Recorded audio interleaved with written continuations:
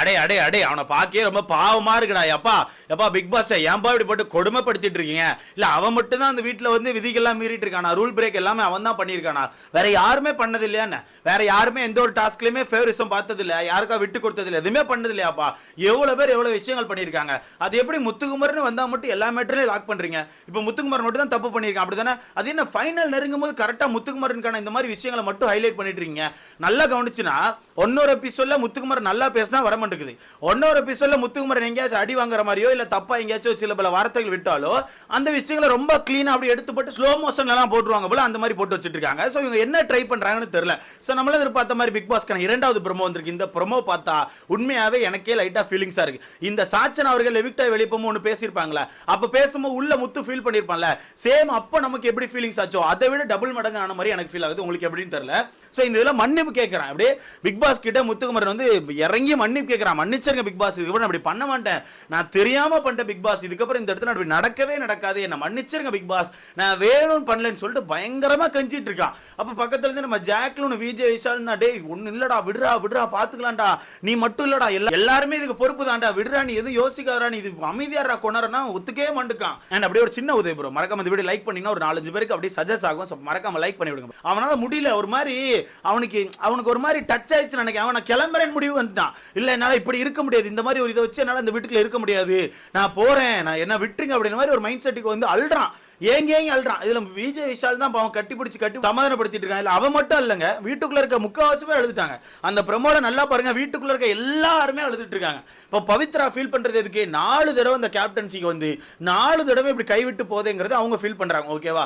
அதே இதை பேஸ் பண்ணி தான் இவனும் சரி அந்த பொண்ணு இது வரைக்கும் கேப்டன்சி வின் பண்ணதே இல்லையே, அந்த பொண்ணுக்கு போனா நல்லா இருக்குமே, ஒரு நாமினேஷன் ஃப்ரீ பாஸ் கிடைச்ச மாதிரி இருக்கும், அந்த பொண்ணு ஆசைப்பட்ட அந்த அது பேர் என்ன கேப்டன்சியும் கிடைக்குமே சொல்லி விட்டு கொடுக்கலான்னு சொல்லிட்டு ஏதோ ஒரு வகையில் விட்டு கொடுத்தான். தப்பு தாங்க, இல்லைன்னு சொல்ல. ஆனா நான் கேட்கறதுனா இதுதான் முதல் முறையா வீட்டுக்குள்ள நடக்கிற மிகப்பெரிய தப்பா நீங்க பாக்குறீங்களா? இதுக்கு முன்னாடி எந்த ஒரு டாஸ்க்ல இப்படி நடக்கலையா? மனசை தொட்டு சொல்லுங்க, எந்த ஒரு டாஸ்க்ல இந்த மாதிரி யாருமே யாருக்கு விட்டு கொடுத்து நீங்க பார்க்கவே இல்லையா? எவ்வளவு டாஸ்க் நடந்திருக்குங்க. ஏங்க எடுத்துக்காட்டுக்கு அவன் பேர் என்ன ரஞ்சித் அவர்கள் டாஸ்க்ல நல்லா கவனிச்சுனா தீபக் அவர்கள் வந்து ரஞ்சித் ஹெல்ப் தான் பண்ணிருப்பாரு. நல்லா கவனிங்க, பவித்ரா இதை உரி விட்டுருப்பாரு, இங்க மஞ்சரி இதை உரி விட்டுருப்பாரு, எல்லாரும் தண்ணி பாட்டிலையும் எல்லாரும் தண்ணி டேங்க உரி விட்டு இங்க போயிட்டு என்ன பண்ணிருப்பாரு, போடுங்க ஓடுங்க சாமி, போடுங்க சாமி, நீங்க ஆடுங்க சாமி பாத்துக்கலாம்னு சொல்லி இது பண்ணிருப்பாரு. அந்த இடத்துல டக்குன்னு அவருக்கு ஒரு தாட் வந்திருக்கும். என்ன வந்திருக்கும்? ஆஹா இப்படி அண்ணா நம்ம ஓப்பனா சப்போர்ட் பண்ற மாதிரி தெரிஞ்சிடும் சொல்லிட்டு சாமிக்கான கட்டையை ஒரு 4 கட்டையை உருவி விட்டுருப்பாரு. உருவி விட்டுட்டு கூட கடைசியில் அந்த டாஸ்க் எண்ட் ஆகும்போது மஞ்சரி வந்து ஒரு கேம் ஆடி இருப்பாங்க. அப்ப மஞ்சரியை பிடிச்சி லாக் பண்ணி பவித்ரா இது ஒரு டேங்கோட வச்சு லாக் பண்ணி பிடிச்சான்னு வச்சிருப்பாரு. பிடிச்சி வச்சுட்டு கடைசியில் இவரே சொல்லுவார்ல, என்ன சொல்லுவாரு, நான் வேணும்னு தான் அண்ணன், என்னோடது முடிஞ்சு போச்சுன்னு தெரிஞ்சு போச்சு, அப்ப சாமி வின் பண்ணிட்டு எனக்கு சாமி வின் பண்ணதுனால தான் ஆடுனேன்னு சொல்லி ஓப்பனா சொல்லிருப்பாரு. அப்போ பிக் பாஸ் நீங்க வந்து இப்படி சொல்லிருக்கலாம்ல, இந்த மாதிரி நீங்க விட்டு கொடுத்து ஆடக்கூடாது, இந்த மாதிரி அடுத்த ஆளுக்கு ஆடி ஆடக்கூடாதுன்னு சொல்லி சொல்லிருக்கலாம்ல. அப்ப நீங்க சொல்லல, அப்ப நீங்க கேம் கொஞ்சம் சுறுசுறுப்பா போய் கடைசி நேரத்தில் அது எண்ட் ஆகும்போது ஓகே. ஆனா அந்த கேம் உங்களுக்கு சுறுசுறுப்பா போகாம உடனே எண்ட் ஆனோடனே அந்த இது ஒரு கண்டென்ட் மாதிரி கிடைக்கலன்னு இது ஒரு கண்டென்ட்டா இப்ப மாத்திட்டீங்க. இப்போ இந்த வார்த்தையை நீங்க நேத்து விட்டுருந்தா கூட ஓகேன்னு சொல்லிருப்போம்பா. இப்ப நேத்து இந்த டாஸ்க்ல ஃபுல் அண்ட் ஃபுல் ஃபேவரிசம் தெரிஞ்சு அது ஓப்பனா எல்லாருக்கும் தெரிஞ்சு. ஓகேவா? ஆனா சொல்ல போனா அந்த டாஸ்க் அப்படிதான் ஆடுவாங்க, கடைசியில் அப்படிதான் போகும். இருந்தாலும் அந்த டாஸ்க்ல நீங்க களத்துல இறங்கி இப்படி பண்ணிருக்க கூடாதுன்னு சொல்லி அடிச்சிருந்தீங்கன்னா சத்தியமா சொல்ற மக்களே பயங்கரமா உங்களுக்கு பாராட்டுகள் கொடுத்திருப்பாங்க. கண்டிப்பா கொடுத்திருப்பாங்க. இப்பவும் மக்கள் உங்களுக்கு பாராட்டுகள் கொடுக்காம இருக்க போறது இல்ல, கண்டிப்பா கொடுக்குறாங்க. இது தேவைதான். ஆனா இன்னும் 4 வாரங்கள் தானே இருக்கு, யாரை திருத்த போறீங்க? இப்போ யாரை திருத்துறதுக்காண்டி இந்த வேலையை பார்க்குறீங்க? 4 வாரங்கள் இருக்கு ப்ரோ. ஓகேவா? இப்போ இவங்க திருத்துற மாதிரி ஒரு பிளான் போட்டிருக்க மாதிரி தான் காட்டுறாங்க. சரி, அடுத்த வாரத்தை பொறுத்த வரைக்கும் ஃபேமிலி ரவுண்டு உள்ள எதுவுமே இருக்க போறதுல, சின்னதாக ஃபேமிலியை வச்சு சின்னதாக டாஸ்க் மாதிரி தான் இருக்கும். மற்றபடி எதுவுமே இருக்க போறதுல. அதுக்கு அடுத்த வாரத்தை பொறுத்த வரைக்கும் என்ன இருக்கும்? டிக்கெட் ஃபினாலே டாஸ்க் அந்த மாதிரி தான் இருக்கும். அதுக்கு அடுத்த மணி பாக்ஸ் இருக்க போது. இவ்வளவுதானே இருக்க போது. ஏங்க இவ்வளவுதானே இருக்க போது. இதுக்கு இடையில நீங்க யாரை எப்படி திருத்த போறீங்க? வீக்லி டாஸ்க் எல்லாம் இருக்கிற வாரங்கள் எந்த ஒரு வாரங்களும் யாரையும் கண்டிக்கல, எதுவுமே பண்ணவே இல்லை. வீக்லி டாஸ்க் இந்த வாரத்தோட முடியுது. எனக்கு தெரிஞ்சு அடுத்த வாரத்துல இருந்து எந்த ஒரு டாஸ்க்குமே பெருசா இருக்க போறதுல. அந்த டிக்கெட் ஃபினாலே டாஸ்க் மட்டும் தான் இருக்க போகுது. அப்படி இருக்கும்போது யாரை திருத்துறதுக்காண்டி இந்த வேலையை பார்க்குறீங்க? இதே வேலையை நீங்க ஒரு 4-5 வாரங்களுக்கு முன்னாடி பண்ணி செம்மையா உள்ள ஸ்ட்ரிட் பண்ணிட்டீங்கன்னா இந்த பிக் பாஸை நாங்களே பாராட்டியிருப்போம். பட் இப்போ இந்த இடத்துல இந்த ஒரு ஸ்டாண்ட் எதுக்கு? இப்போ இந்த இடத்துல இந்த ஒரு ஸ்டாண்ட் எதுக்குன்னு தான் கேட்குறேன். சுத்தமா புரியல எனக்கு. இப்போ இந்த இடத்துல இன்னொன்று கேட்கணும்பா. இந்த வீட்டில் இந்த ரயான் ராணுன்னு 2 பேர் சண்டை போட்டாங்கல்ல, அதில் வந்து ரயான் வந்து ராணுவுக்கு சோக் போட்ட மாதிரி ஒரு சீன் எல்லாம் காட்டி ப்ரோமோல காட்டி எபிசோட்ல காட்டி பயங்கரமா ட்ரெண்ட் பண்ணியிருப்பீங்க. அந்த சீனை மட்டும் பயங்கரமா ட்ரெண்ட் பண்ணி ஒரு வித்தியாசமான ஒரு இதை மாத்தினீங்க, ஒரு நியூஸா மாத்தினீங்கல்ல. ஆனா இந்த இப்போ டாஸ்க் நடத்தல, இந்த வார டாஸ்க்ல அருண் அவர்கள் 2 நேரம் முத்துக்குமாரனுக்கு கழுத்திலே சோக்க போட்டு இழுத்து கீழே போட்டு பயங்கரமா இது பண்ணியிருப்பாரு. ஆனா அதை முத்துக்குமாரன் பெருசா எடுத்துக்கல. நான் கேம பாக்குறேன், நான் சேஃபா தான் இருக்கேன்டா அப்படின்ற மாதிரி கடந்து போயிட்டான். தான். இருந்தாலும் நீங்க ரொம்ப நேர்மையா நடந்துக்கிற ஆளா இருந்தா அந்த சீனை இன்னொரு எபிசோட்ல போட்டுருக்கணும், ப்ரோமோல போட்டு ஒரு சீனை ஆக்கியிருக்கணும்ல. கண்டிப்பா சீன் ஆக்கியிருக்கணும்ல. அந்த டாஸ்க் எல்லாம் லைவ்ல பார்த்துட்டு இருந்த எவ்வளவு பேருக்கு வருத்தமா இருந்துச்சு தெரியுமா? அப்படி போட்டு லாக் போட்டாங்க. ஏன் அந்த சீனை காட்டல?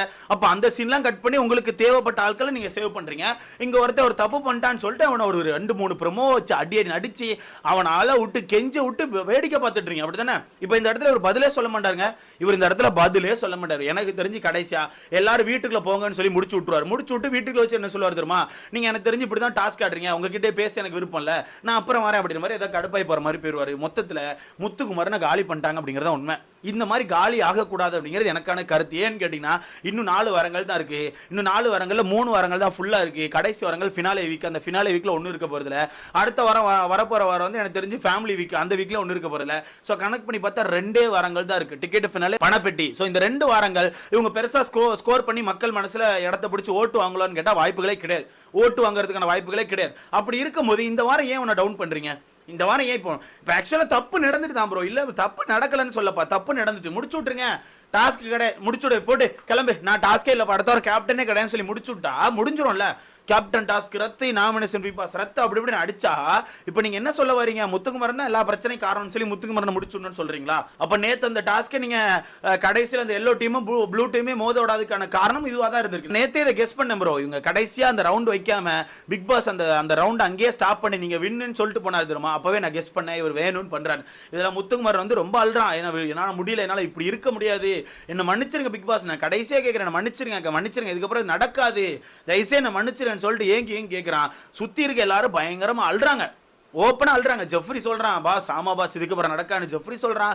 விஜய் வைசால் சொல்றான், சார் நாங்களும் நிறைய தப்புகள் பண்ணிருக்கோம், இதுக்கப்புறம் நாங்களும் இந்த மாதிரி எந்த ஒரு தப்பும் பண்ண மாட்டோம் சார், தயவுசெய்து நீங்க புரிஞ்சுக்கோங்கன்னு சொல்லிட்டு விஜய் வைசால் பேசுறான். அந்த பக்கம் இருந்து தீபக் சீரியஸ்னஸ் நாங்க புரிஞ்சுக்கணும் பிக் பாஸ், கண்டிப்பா இதுக்கப்புறம் இப்படி நடக்கான்னு சொல்லிட்டு மொத்த வீடுமே அழுது உருண்டு அவனுக்காண்டி நிக்குது அங்க. ஓகேவா? இப்படி எனக்கு தெரிஞ்ச அருண் அவர்களே கண் கலங்கின மாதிரி தான் நிக்காரு. அருண், ரஞ்சித் எல்லாருமே லைட்டா கண் கலங்கின மாதிரி தான் தர்றாங்க. சோ அந்த அளவுக்கு ஒருத்தங்க உடஞ்சிட்டான். அந்த அளவுக்கு ஒருத்தர் சொல்ற 2 பேரும் சொல்லலாம். பவித்ரா அவர்கள் உடஞ்சு போய் தான் உட்காந்துருக்காங்க. 4 வாரங்கள் இதுக்காக கஷ்டப்பட்டு இங்க வந்து கடைசியில யாரோ ஒருத்தர் ஏதோ ஒன்று பண்ண போய் அந்த கேப்டன்சி டாஸ்க் அப்படிங்கிறது தன்னோட கையை விட்டு போனா எவ்வளவு கஷ்டமா இருக்கும். ஸோ பவித்ராவும் பிரேக் ஆகி தான் உட்காந்துருக்காங்க. மொத்த வீடையும் முடிச்சு விடுறாங்க அப்படிங்கிறதா உண்மை. இன்னைக்கு மொத்த கண்டென்ட்டுமே இந்த மொத்த வீடும் ஒப்பாரி வைக்கிறது மட்டும்தான். நீங்க சொல்லுங்க ப்ரோ, இதுக்கு முன்னாடி இந்த வீட்டில் யாருமே எந்த ஒரு ரூல் பிரேக்கும் பண்ணது இல்லையா? இல்லை யாருக்குமே ஃபேவரிசம் பார்த்தது இல்லையா? யாருக்கும் விட்டு கொடுத்தது இல்லையா? இதை பத்தி உங்களுக்கான கருத்துன்னு சொல்லி மறக்காம கமெண்ட்ல போடுங்க. என்ன கேட்டா நிறைய பேர் நிறைய டாஸ்க்ல சில இடங்கள்ல இந்தாங்க சரி வச்சுக்கோங்க, இந்தாங்க ஓகே நீங்க பண்ணிக்கோங்கன்னு சொல்லி விட்டு கொடுக்கத்தான் செஞ்சிருக்காங்க. ஆனா ஏன் எப்ப பார்த்தாலும் டார்கெட் பண்ணப்படுற ஒரே ஒரு நபர் முத்துக்குமரனா இருக்காரு. அது நல்லதோ கெட்டதோ எப்பவுமே இவரே தான் டார்கெட்டா இருக்காரு. இவர் நல்லது பண்ணா கட் பண்ணி தூக்கிடுறாங்க, இவர் லைட்டா ஏதாவது கெட்டது பண்ணா அதை மட்டும் ஹைலைட் பண்ணி ப்ரோமோட்லாம் போட்டு ஹைலைட் பண்ணிட்டு இருக்காங்க. மொத்தத்துல இந்த சேனல் ஏதோ ஒன்று ட்ரை பண்ணுது அப்படிங்கிறது என்னால உறுதியா சொல்ல முடியுங்க. நீங்க உங்களோட தாட்ஸ் அப்படின்னு எனக்கு தெரியல. நான் கவனிச்ச ஒருத்திக்கு அவன் போட்ட ஜோக்கு ஹைலைட் பண்ணப்பட்டுச்சுன்னா அருண் போட்ட ஜோக்கும் ஹைலைட் பண்ணப்பட்டிருக்கணும். ஓகேவா? இங்க சௌந்தர்யா அவர்கள் மார்க் பண்ணது மாக்கிங்னா அருண் அவர்கள் பண்ணது மாக்கிங் தான். ஸோ மொத்தத்தில் ரெண்டையுமே டிஃப்ரெண்ட் பண்ணி ரெண்டையுமே டிஃப்ரெண்டாக ஹைட் பண்ணியிருக்காங்க. மொத்தத்தில் இவங்களுக்கு ஏற்ற ஆட்களை பயங்கரமாக ஹைலைட் பண்ணி கொண்டு போயிட்டு இருக்காங்க. இவங்களுக்கு பிடிக்காத ஆட்களை ஹைட் மட்டுமே பண்ணி கொண்டு போயிட்டு இருக்காங்க அப்படிங்கிறதா உண்மை. ஸோ இதை பற்றி உங்களுக்கு கணக்காருன்னு சொல்லி மறக்காம கமெண்ட்ல போடுங்க. வீடியோ லைக் பண்ணிக்கோ, சேனல் சப்ஸ்கிரைப் பண்ணிக்கோ.